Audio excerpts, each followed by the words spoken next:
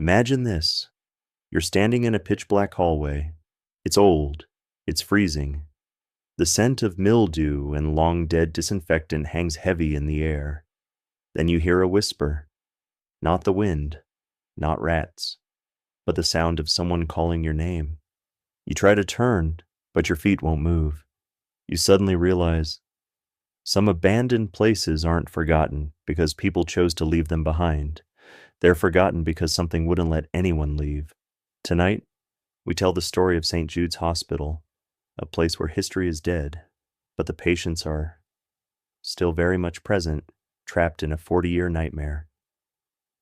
Liam, Marcus, and Ben, three young thrill-seekers and urban explorers, drove to St. Jude's, which had been shuttered after a tragic fire in the psychiatric wing.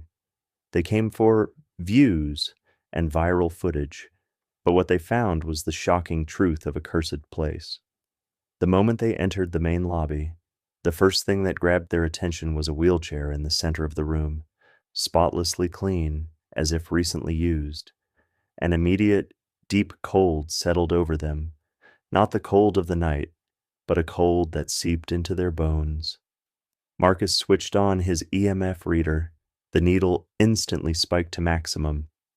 "That's not old wiring," he said, his voice shaky. "That's a powerful energy field."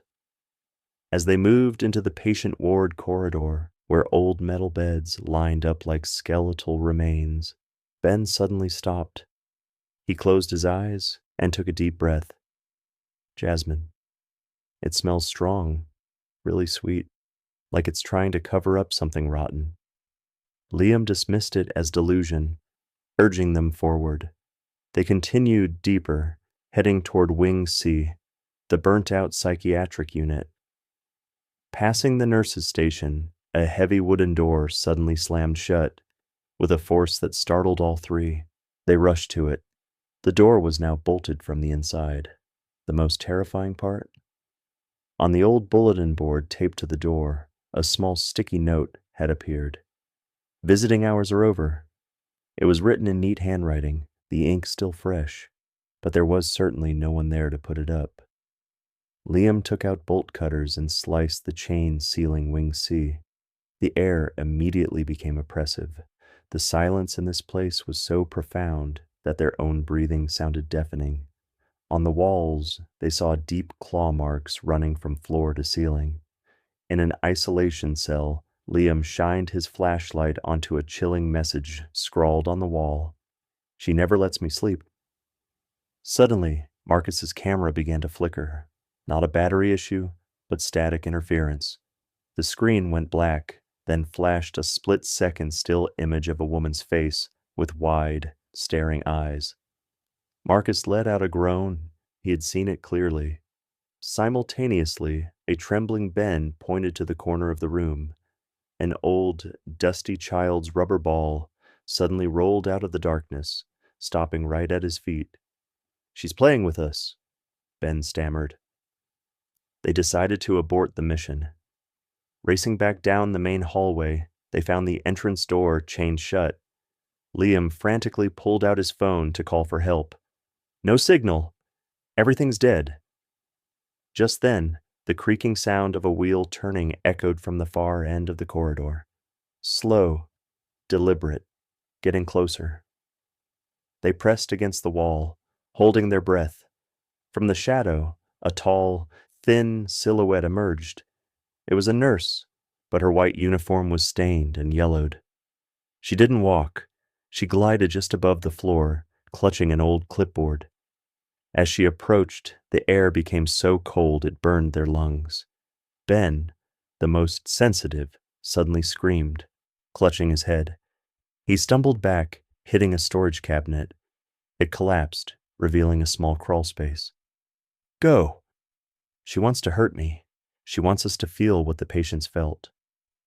Liam and Marcus pulled Ben toward the opening. As Marcus struggled to drag Ben through, an invisible force clamped down on his wrist, searing hot and agonizing. He let out a gut-wrenching cry.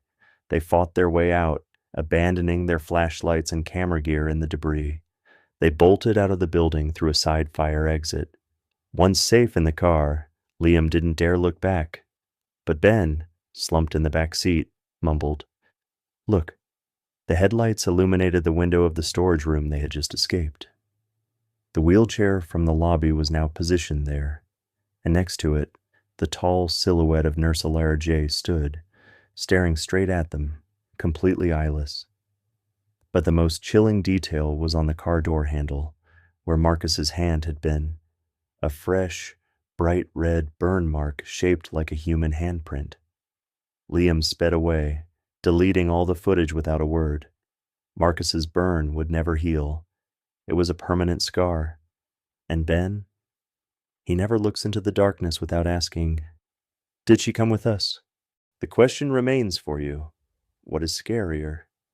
Encountering a ghost, or realizing that no matter how fast you run, a piece of its memory and suffering has been transferred to you? Think about that. And be careful of the places you decide to forget, because sometimes the souls there are only waiting for a visitor to tell their story and to pass on their pain.